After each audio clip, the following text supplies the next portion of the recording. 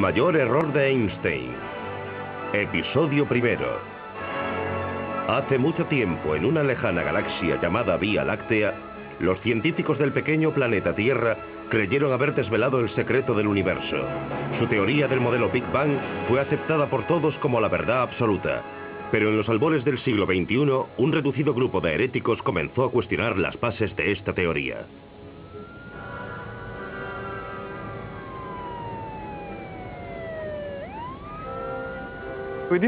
Hicimos algo que muchos consideran espeluznante. Decimos que la velocidad de la luz podía cambiar en el espacio y en el tiempo. Y eso es cierto. Nuestra percepción de la física cambiará de forma radical.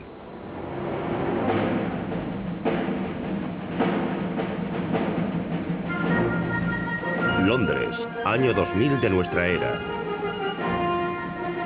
En los albores de un nuevo siglo, nace una nueva teoría. Amenaza con demoler los cimientos de la física del siglo XX.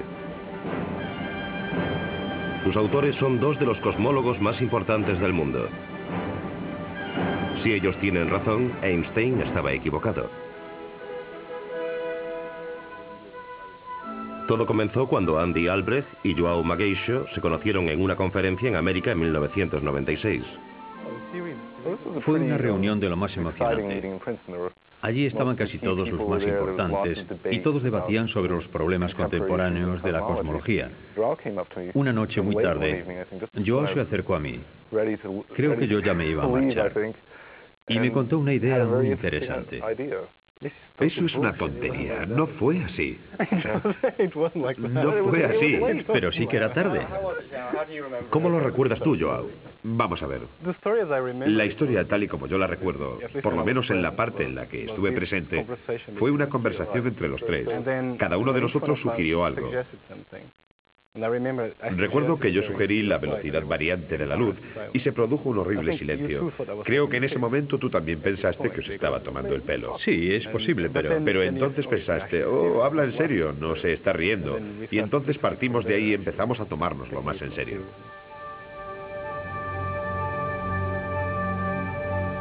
Para la mayoría de los científicos, la idea de que la velocidad de la luz puede cambiar supone un ultraje. Contradice por completo las teorías de Einstein sobre el espacio y el tiempo. Pero recientemente los astrónomos han empezado a comprender que el universo no siempre se comporta como sus teorías podrían llevarnos a pensar. Estamos haciendo mediciones que indican que el universo está lleno de una especie de densidad de energía. No entendemos esa energía en absoluto. No se parece a nada de la teoría física. Lo sorprendente es que el universo, en lugar de ir aminorando la marcha, la está acelerando. No hay duda de que es un resultado muy profundo para la física, porque será el primer indicio de que las leyes de la naturaleza no siempre han sido lo que son hoy. ¿Quién sabe lo que nos espera? Creo que es una época muy emocionante, muy similar a la revolución que sufrió la física a principios del siglo pasado. Estamos a punto de entrar en el nuevo milenio rodeados por un montón de inseguridades.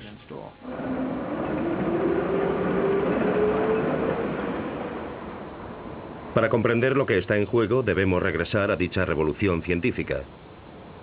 Todo comenzó aquí, en Berna, Suiza, en 1905. En los albores del nuevo siglo XX, el complicado mecanismo de la física del siglo XIX comenzaba a mostrar señales de desgaste.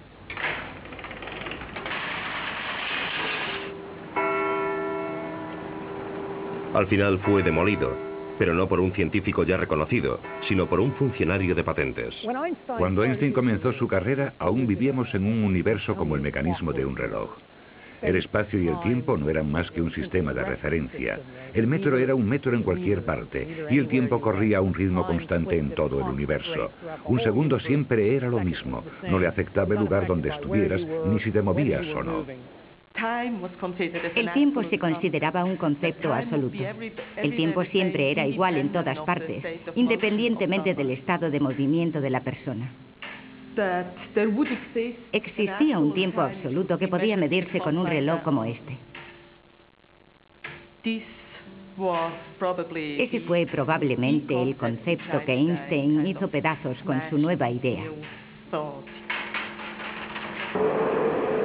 La herramienta que Einstein utilizó para destrozar el universo tipo mecanismo de reloj fue la velocidad de la luz.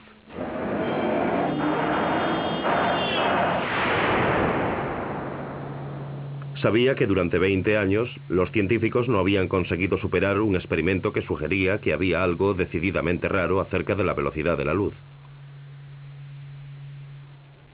En la década de 1880, dos científicos americanos, Albert Michelson y Edward Morley, decidieron medir cómo se veía afectada la velocidad de la luz por el movimiento de la Tierra a través del espacio.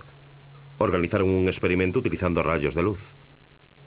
En el experimento hay una fuente de luz que es el láser, y lo que hacemos es dividir el haz del láser en dos, enviándolos en dos direcciones en ángulo recto, y midiendo, en cierto sentido, la velocidad relativa de la luz en esos dos haces, volviéndolos a juntar aquí. Y el modelo que vemos es la interferencia entre dos haces, y mide la velocidad relativa de la luz dentro de esos dos haces.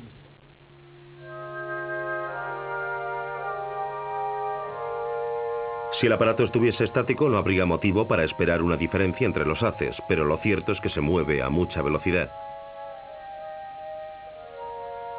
Nuestro planeta gira alrededor del Sol a 30 kilómetros por segundo.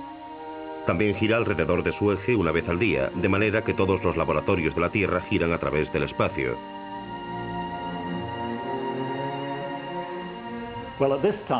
En este momento del día, la Tierra se mueve en esta dirección a través del espacio, dando la vuelta al Sol.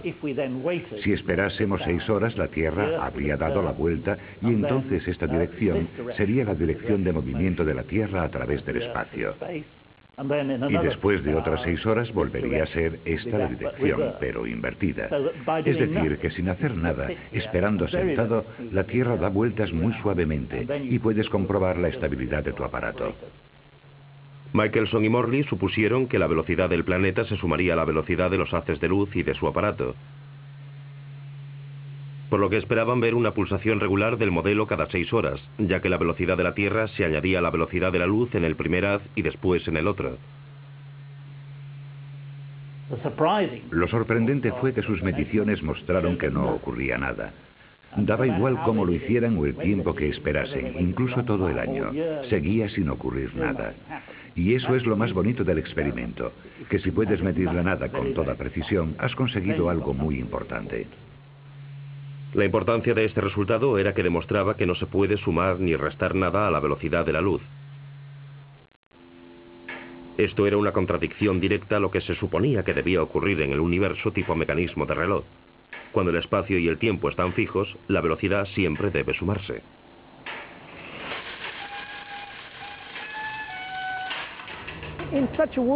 En un mundo así, el ejemplo para la suma de velocidad es sencillo. La suma de las velocidades, en el ejemplo de Einstein, es que si caminamos por un tranvía o un tren, nuestra velocidad con respecto a la Tierra es la suma de tu velocidad al caminar por el tranvía y de la del tranvía con respecto a la Tierra. Pero el experimento Michelson-Morley había demostrado que esto no era cierto en lo relativo a la luz. La luz sale del tranvía a la velocidad de la luz y llega a los peatones a la velocidad de la luz. Y esa velocidad nunca cambia, por muy rápido que vaya el tranvía. Pero algo debe cambiar como resultado de la velocidad del tranvía. Einstein comprendió que debían ser el tiempo y el espacio.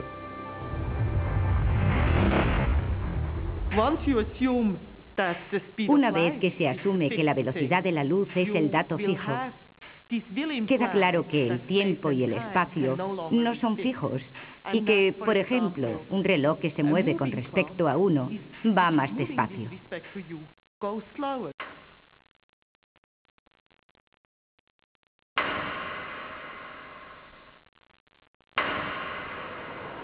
Visto desde la acera, la velocidad de la luz desde un tranvía no se ve afectada por su movimiento. Pero en cambio, el reloj, mientras los pasajeros esperan, irá más lento en comparación con un reloj fijo.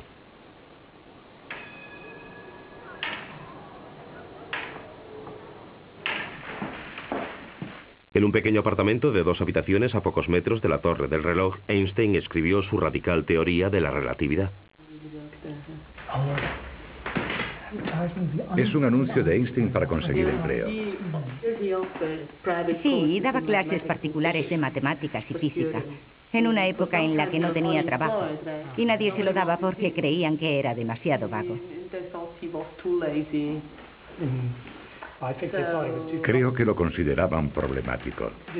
¿Dice cuánto cobraba? No, dice que da algunas clases gratis de prueba.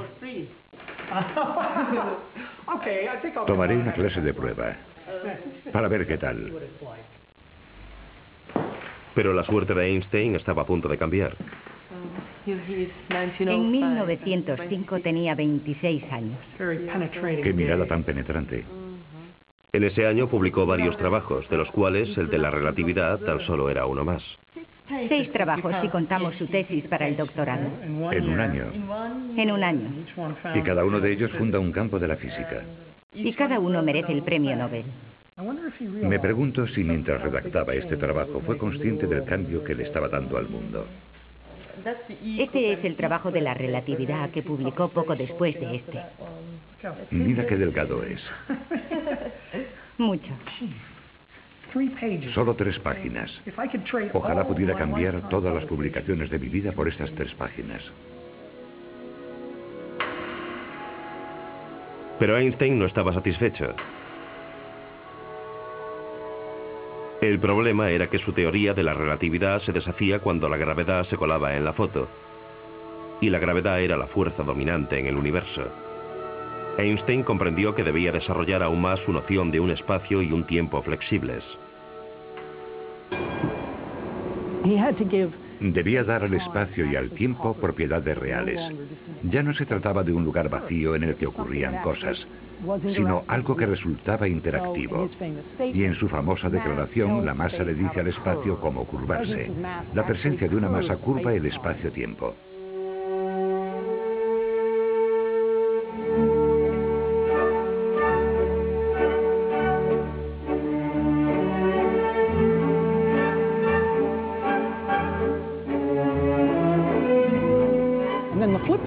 Y en la otra cara de la moneda, la siguiente parte de su afirmación es que el espacio le dice a la masa cómo moverse, de manera que una masa que se mueve a través del espacio-tiempo sigue la curvatura inducida por la presencia de una masa.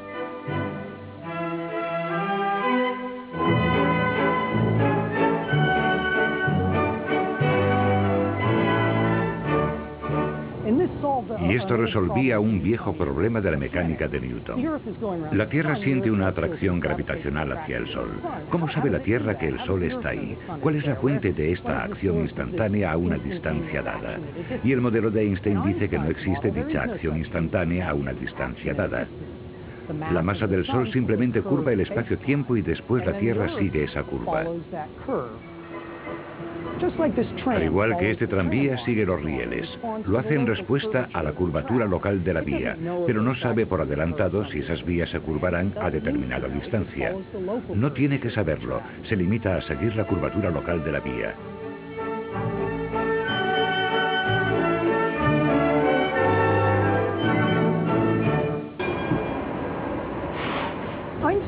Einstein comprendió que no sería la masa la que causaría la gravedad y que no podía ser solo la masa la que curvase el espacio-tiempo. Toda forma de energía, como el calor o la presión, actúan sobre el campo gravitacional.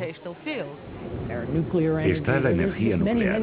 Hay diferentes energías y todas pueden hacer que el espacio-tiempo se curve igual, dependiendo de la cantidad total de energía presente. La masa, por tanto, no es nada especial.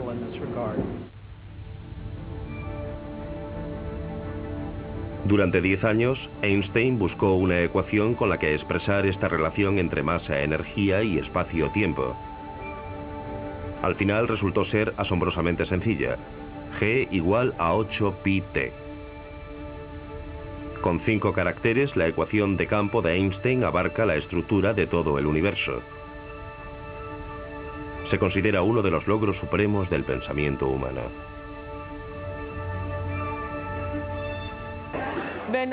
Cuando eres estudiante y lees esta teoría, te parece extremadamente hermosa y sencilla. Pero después, si te paras a pensar cómo lo consiguió, cómo consiguió esas ecuaciones, te parece un milagro. Aún ahora no conseguimos comprender cómo llegó a eso. Pero Einstein no se detuvo, sino que utilizó sus nuevas ecuaciones para describir el universo entero. Fue un paso atrevido e inmediatamente surgieron dificultades. Dificultades que aún perduran. La relatividad fue un gran éxito, al menos hasta que Einstein tuvo el valor de aplicar la relatividad al universo como un todo e inventó la cosmología científica. Pero al mismo tiempo nos dio un montón de problemas que siguen aquí. Básicamente el universo tal y como lo vemos no quiere ser así, según la relatividad.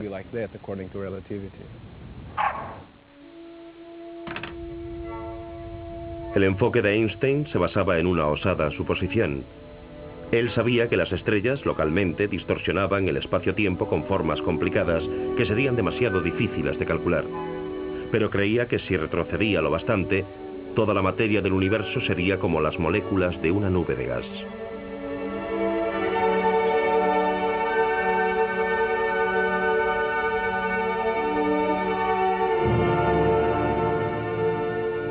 El fluido cósmico. Desde esta perspectiva, la forma del espacio-tiempo sería lo bastante uniforme y sencilla como para enfrentarse a ella. Pero cuando comenzó a calcular cómo se comportaría el universo bajo la influencia de la gravedad, se llevó una desagradable sorpresa. Miramos al universo como algo estable, las estrellas inalterables. En la época de Einstein se creía que el universo era singularmente estático, que siempre era igual con el paso del tiempo. Pero según las soluciones de Einstein, esto no podía ser verdad. Einstein descubrió que su ecuación predecía que toda la materia y la energía del universo plegaría al espacio-tiempo en sí mismo. Pronto el universo llegaría a su ardiente fin al derrumbarse las estrellas y las galaxias y formar una enorme bola de fuego.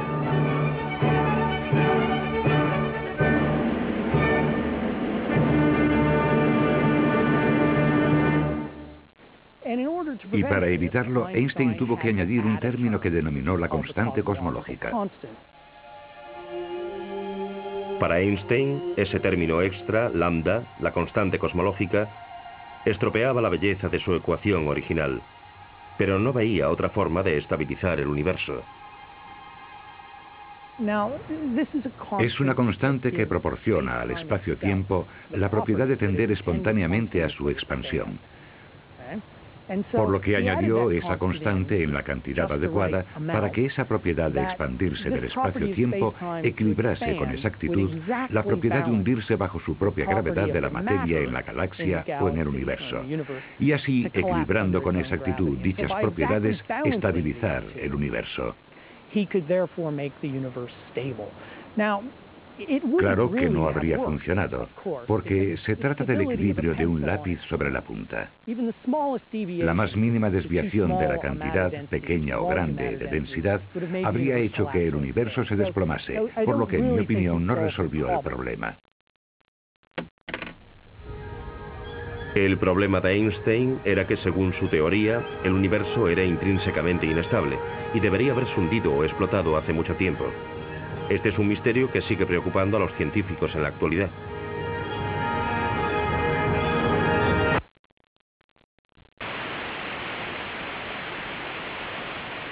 Este es el eco de la creación. Si desintonizamos un televisor, recogerá las radiaciones de microondas del límite del universo visible. Cuando comenzó su viaje, la luz era naranja. Pero durante los 15.000 millones de años que lleva viajando, el propio universo ha crecido 1000 veces más, estirando la luz de tal forma que ahora la vemos como microondas. Nos calienta como calienta el cosmos entero, elevando en 3 grados la temperatura del espacio. Esta señal es prueba convincente de que el universo no es inmutable como imaginaba Einstein, sino de que todo lo que vemos a nuestro alrededor formó parte de una inmensa bola de fuego. Los primeros indicios de tan ardiente principio aparecieron cuando los astrónomos empezaron a examinar el espacio más allá de nuestra propia galaxia. La de los años 20 fue una época muy emocionante para la astronomía. Aparecieron los primeros telescopios grandes y Edwin Hubble comenzó a examinar sistemas estelares cercanos que ahora llamamos galaxias. El doctor Edwin Hubble, sobre una plataforma móvil, alinea el enorme telescopio antes de comenzar una fría noche de trabajo. Y para su asombro descubrió que estaban muy lejos. Y también al medir la luz que despedían esas galaxias pudo ver que se movían alejándose de nosotros. Para Hubble, esto solo podía significar una cosa, que el propio universo estaba en expansión. Es un gran descubrimiento saber que el universo se encuentra en expansión. Significa que en algún momento del pasado las cosas se encontraban más cerca, y si medimos la densidad, al retroceder en el tiempo, el número que encaja en un cuadrado fijo de espacio aumenta, y el universo se hace mucho más denso y caliente. Así acabaremos llegando a un punto que llamaremos Big Bang, en el que la densidad era extremadamente elevada. La profundidad de este descubrimiento se halla en que el universo tuvo un principio, un Big Bang.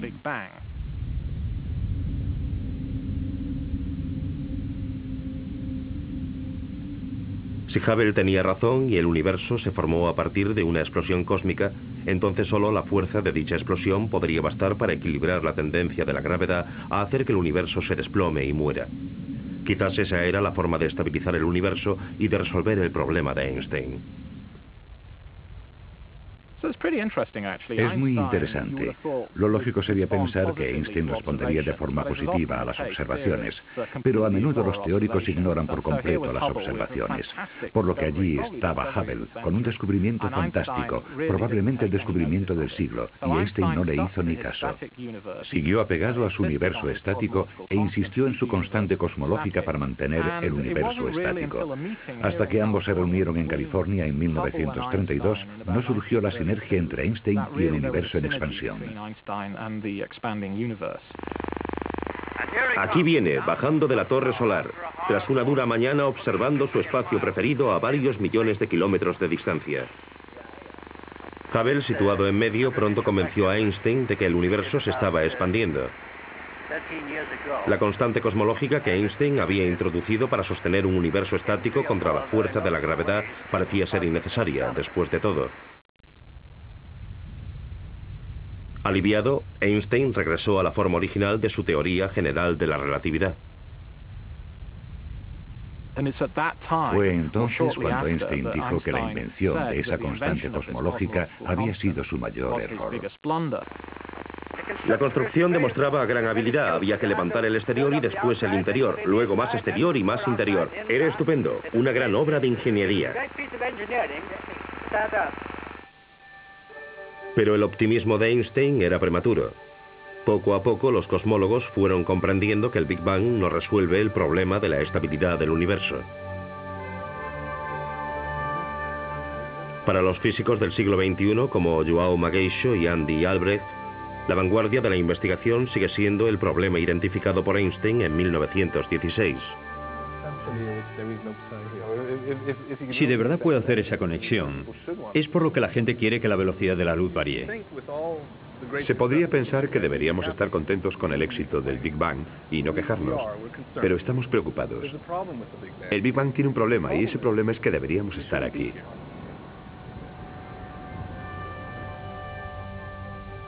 El universo se ha ido expandiendo poco a poco durante 15.000 millones de años. Tiempo de sobra para que las estrellas, los planetas y los cosmólogos evolucionen. El problema es que es casi imposible que del Big Bang salga un universo que se expanda poco a poco. O bien se expande demasiado rápido o se repliega sobre sí mismo. En cualquier caso, el universo no podría durar demasiado. Una buena comparación es lanzar una piedra al aire. La lanzamos hacia arriba y esperamos que caiga después de un tiempo. La lanzamos un poco más fuerte y tarda más en caer, pero acaba cayendo. Si la lanzamos lo bastante fuerte, algo que ningún ser humano puede hacer, pero sí la NASA con una nave espacial, puede abandonar la atracción gravitacional de la Tierra y volar eternamente.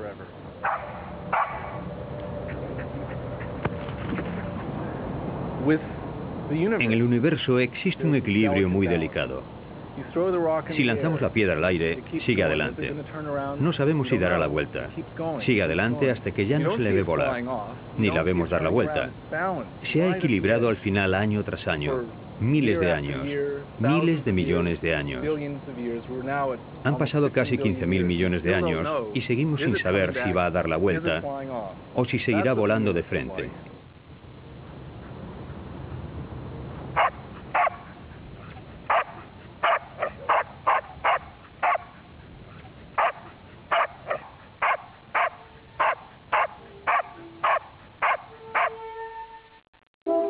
Con la pelota todo depende de la velocidad a la que sea lanzada.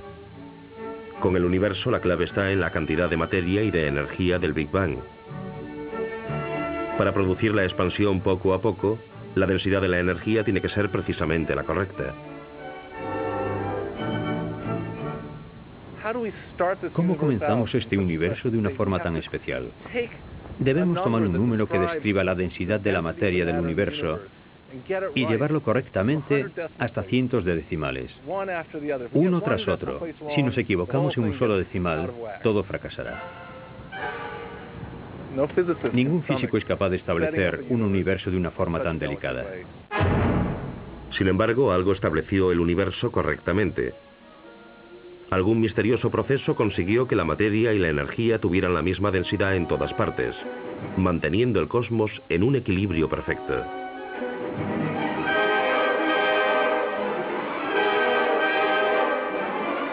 Los científicos denominan a esto el problema de la planeidad. El problema de la planeidad es el hecho de que el universo es como un lápiz que se mantiene en pie sobre su punta durante 15.000 millones de años.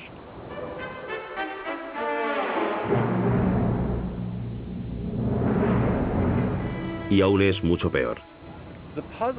El misterio es que si decimos, vale, supongamos que al principio las cosas eran diferentes y surgió algo que lo ajustó todo tal y como era necesario, aparece el siguiente problema. Nada puede viajar más rápido que la luz.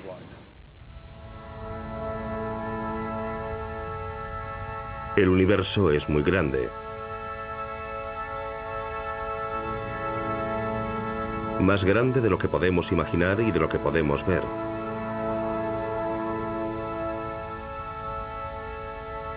Hay regiones del espacio tan lejanas que son invisibles, porque la luz que viene de ellas aún no ha tenido tiempo de alcanzarnos. En efecto, estamos rodeados por un horizonte. Este horizonte ha estado creciendo a la velocidad de la luz desde los comienzos del universo. Pero más allá de él existen regiones con las que nunca hemos tenido ningún tipo de contacto. Como nada, ni la energía, ni ninguna clase de proceso físico puede viajar a más velocidad que la luz, nada puede cruzar el horizonte. El universo tiene 15.000 millones de años, lo que significa que el horizonte es enorme. Está a unos 30.000 millones de años luz. Esto no implica que el universo solo tenga ese tamaño. El universo es infinito, pero sí significa que la región que podemos ver es la región que abarca 30.000 millones de años luz. Y a la inversa, aunque el universo sea joven, sigue siendo muy grande, pero vemos una fracción cada vez más pequeña porque el horizonte es cada vez menor. Para entender lo que esto significa, imaginemos que podemos viajar en el tiempo. Veríamos el universo encogerse en lugar de expandirse, pero nuestra vista encogería a mayor velocidad porque nuestro horizonte menguaría a la velocidad mayor posible, la velocidad de la luz. Las galaxias que hoy son visibles serían invisibles para nosotros en el pasado y también entre ellas. De manera que el universo del principio estaba dividido en pequeñas islas aisladas dentro de sus pequeños horizontes. Esta imagen de un universo inconexo se estrella contra la idea de un único proceso equilibrante necesario para resolver el problema de la planeidad.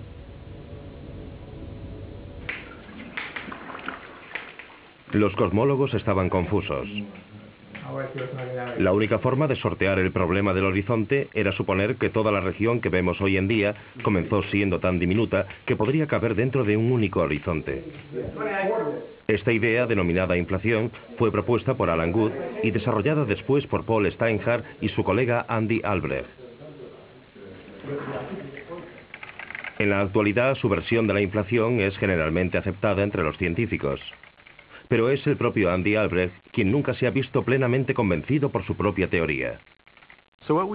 Lo que hay que hacer para que la inflación funcione es inventar una forma de materia totalmente nueva que existe desde el principio del universo y que después desaparece.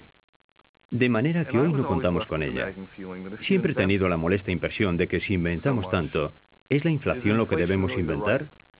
¿O quizá la naturaleza hubiese elegido otra cosa?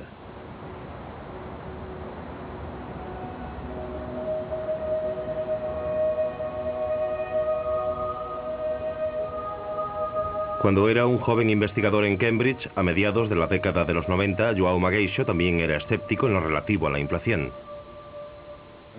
Como la inflación es lo único que tenemos a mano, nos agarramos a ella como a un clavo ardiendo. Esa es mi impresión. Pero hay quien lo necesita y eso está bien. Exagerando un poco, podríamos decir que se pueden resolver todos esos problemas de sintonía utilizando la intervención divina. Y yo creo que la inflación es una forma científica aceptable de invocar la intervención divina. Creo que es demasiado exagerar, pero hay suficientes preguntas sin respuesta sobre las que debemos meditar.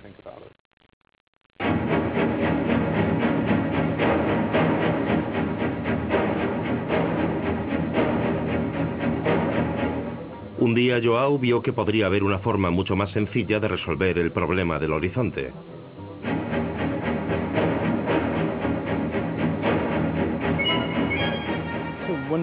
Una mañana de invierno como esta, paseando por estos campos, comprendí que si rompíamos una regla sencilla, aunque sagrada del juego, la constancia de la velocidad de la luz, podríamos resolver el problema del horizonte.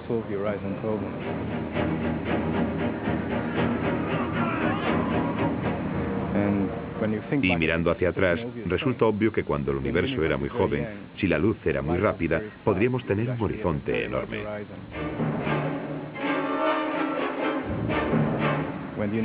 Cuando el universo tenía 1 año de edad, el horizonte sería una rápida luz que cruzaría y que podría ser tan grande como quisiéramos. Haciendo esto, podemos hacer el universo entero. Si la luz del principio fuese mucho más rápida, un único horizonte podría ser lo bastante grande como para englobar todo el universo conocido. Era una idea audaz. Demasiado audaz. Esto ocurrió cuando yo era miembro de esta facultad, pero también estaba en una etapa de mi carrera en la que tenía que buscar empleo. Estaba a punto de acabar mi empleo aquí, por lo que no era momento para desarrollar una idea tan original. Ya era bastante polémico y no debía resultar aún más polémico.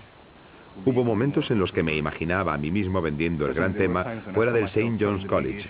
Por eso esperé a verme en terreno más seguro.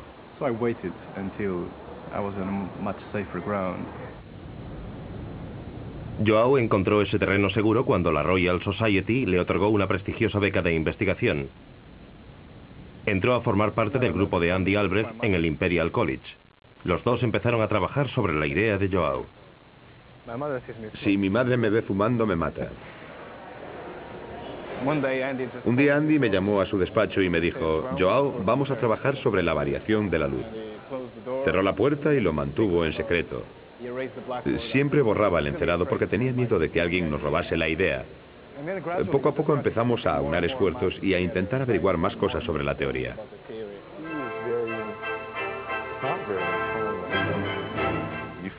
Te enfrentas a la frontera, a preguntas desconocidas y las discutes.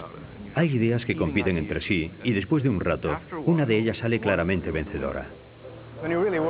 Hay un tema que te preocupa mucho y va contigo todo el tiempo, no solo en tu despacho.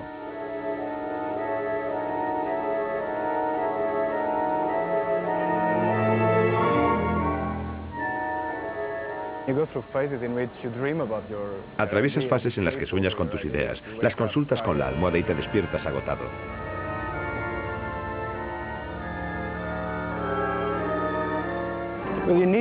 Al final hay que proyectar las cosas en ecuaciones, porque de eso se trata la ciencia, de modelos matemáticos, no solo de victorias, si no sería de locos.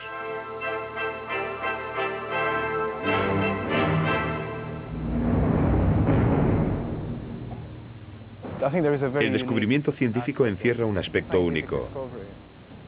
Es el subidón de adrenalina que sientes cuando llevas meses peleándote con un problema, equivocándote y de repente descubres algo.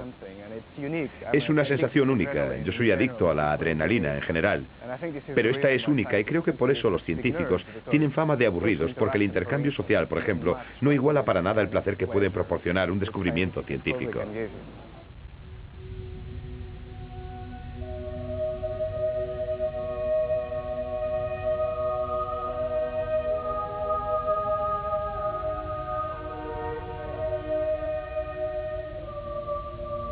Joao y Andy estaban creando una física completamente nueva. A medida que exploraban este extraño y nuevo mundo, comenzaron a presentir que a lo mejor conseguían resolver algo más que el problema del horizonte. Conseguimos más de lo que esperábamos. Por eso resultó mucho más gratificante. Descubrimos que también podíamos solucionar el problema de la planeidad. Y todo gracias a que enseguida comprendimos que la conservación de la energía es imposible si la velocidad de la luz varía. Según la física convencional, la energía se conserva. Puede transformarse, pero no puede ni crearse ni destruirse. Este es el principio de conservación de la energía y significa que la cantidad total de energía presente en el universo es fija. De manera que la densidad de energía que el universo necesita debe quedar perfectamente establecida desde el principio. Si cambiamos algo tan fundamental como la velocidad de la luz, que forma parte integral de la física, estamos rompiendo el principio de el universo es diferente en distintos momentos y no conservamos la energía. Pero entonces comprendes que eso es exactamente lo que necesitas para resolver el problema de la planeidad, porque violas la conservación de la energía, empujando al universo a la densidad de energía crítica. Es decir, creas energía si estás por debajo de la densidad de energía crítica y viceversa. Quitas energía si tienes en exceso, si tienes demasiada densidad de energía. Según su teoría, durante el principio del universo la velocidad de la luz disminuía, lo que permitía al cosmos construir un termostato que creaba o destruía energía, de forma que la densidad crítica se mantenía con exactitud. De esta manera el universo permaneció en equilibrio durante miles de millones de años. Intentábamos encontrar una alternativa para la inflación en lo relativo al problema del horizonte. La verdad es que no teníamos esperanzas de resolverlo todo. Fue un regalo para nosotros. Joao y Andy habían empezado intentando resolver el problema del horizonte y tropezaron con una teoría que resolvía el misterio que había perseguido a la cosmología desde tiempos de Einstein. Habían hecho un universo que era intrínsecamente estable, que se había mantenido en equilibrio por medio de la creación o destrucción de la energía. Una teoría que predecía que el universo sería como lo vemos hoy. Sin embargo, aún era solo eso, una teoría. Las pruebas solo podrían salir de las profundidades del espacio-tiempo. Pero lo que los astrónomos descubrieron allí asombró a todo el mundo, porque sugería que la velocidad de la luz también era la clave del mayor misterio de la cosmología. ¿Qué ocurrió antes del Big Bang?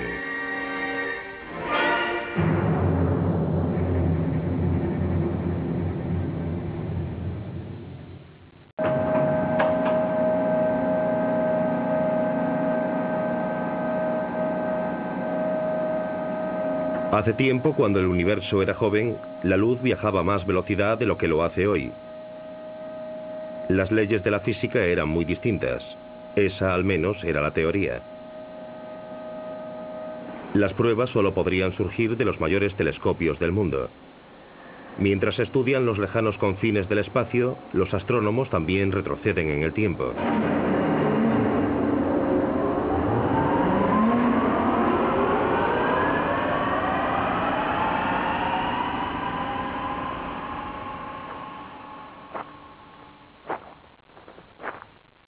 En 1998, el astrónomo británico John Webb comenzó a sentirse interesado en la cuestión de si la constancia fundamental de la naturaleza podría cambiar a medida que el universo evolucionaba. Utilizamos una técnica que nos permite examinar el pasado para medir la física tal y como era hace mucho tiempo. Lo hacemos utilizando quasars. Los quasars son los objetos más lejanos que podemos ver. Se cree que son galaxias primitivas en proceso de formación. Pero a John Webb no le interesan los quasars en sí. Los quasars son, en lo que respecta a este estudio, fuentes de luz muy lejanas que brillan a través del universo y cuyo brillo nos alcanza. Al hacerlo, intersectan nubes de gas a lo largo de la línea de visión y así podemos estudiar la física de esas nubes de gas observando el modo en que la luz es absorbida. Podemos observar nubes de gas relativamente cercanas y podemos observarlas tan lejos como los quasars más lejanos.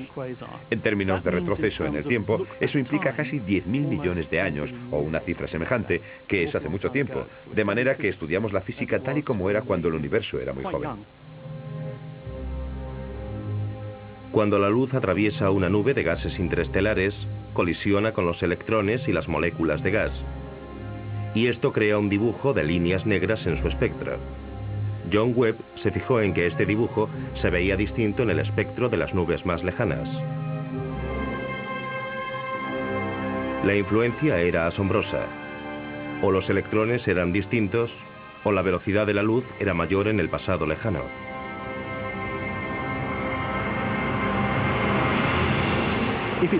Si es correcto, es un resultado muy profundo para la física, porque sería el primer indicio de que las leyes de la naturaleza no siempre fueron iguales a como lo son hoy.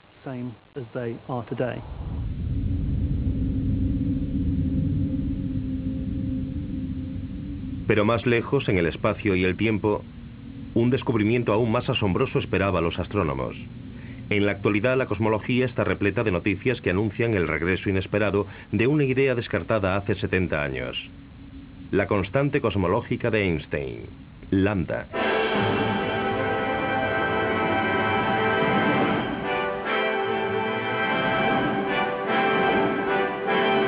Para João, eso significaría llevar su teoría aún más lejos. Ahora cree que la constante cosmológica podría ser el nexo que une los cambios en la velocidad de la luz al origen del universo.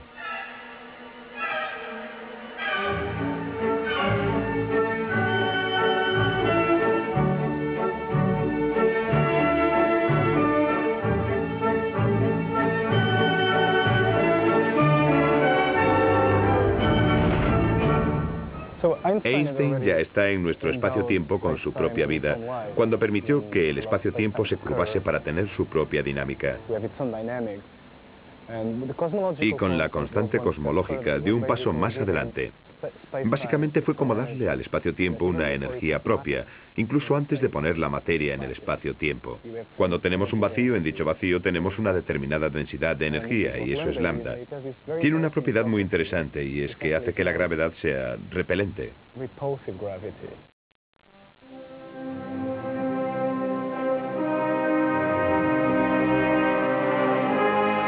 Lambda produce una gravedad que repele las cosas en lugar de juntarlas. Y eso parece ser lo que le está ocurriendo al universo, que algo lo está separando.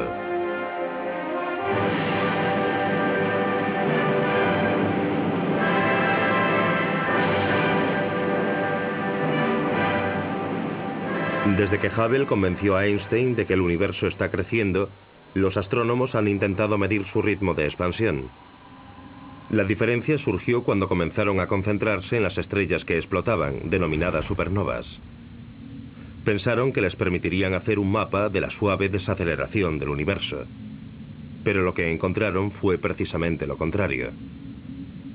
La cuestión es, ¿va aminorando el universo como sería de esperar? Y la sorpresa es que en lugar de desacelerar, el universo lo que hace es acelerar. Algo está afectando al delicado equilibrio del universo, separando a las galaxias a mayor velocidad. Es una nueva fuerza en el vacío del espacio. La aceleración se desprende de los datos de la supernova. y hace surgir la asombrosa cuestión de si debemos resucitar la constante cosmológica de Einstein. Es como si el espacio-tiempo estuviese repleto de energía. Enterrado entre las ecuaciones de esta teoría, João ha encontrado un nexo oculto entre esta energía y la velocidad de la luz. En algún momento hemos visto dos cosas importantes. Una es que la energía de la constante cosmológica también depende de la velocidad de la luz, y en concreto, si la velocidad de la luz desciende, la energía del vacío también desciende. Y la segunda cosa es que esta constante cosmológica por sí misma provoca cambios en la velocidad de la luz. Puede hacer que descienda su valor, por lo que surge una inestabilidad. Según la teoría de João, un cambio en el vacío puede producir un descenso de la velocidad de la luz. Pero esto a su vez reduce la cantidad de energía que el vacío puede retener, obligando a la energía a abandonarlo para pasar a la materia y a las radiaciones normales.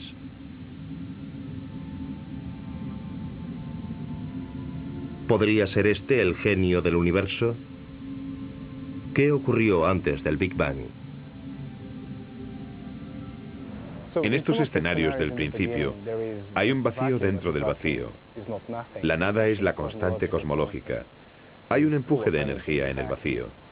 Y en sus teorías, esta energía que produce cambios en la velocidad de la luz merma su valor.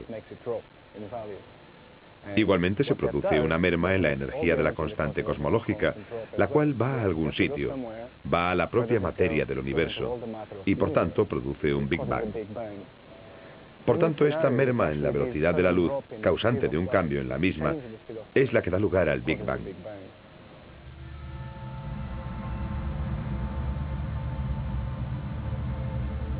Al principio estaba el vacío. Pero el vacío no era la nada. Y había luz. Y la luz cambió. Y el vacío produjo el mundo. Y el mundo estaba bien hecho, porque duró hasta que el hombre pudo comprenderlo. Pero ocurrirá que un día, la energía del vacío habrá expulsado lejos a todas las cosas, quedando tan solo el vacío. Pero el vacío no es la nada.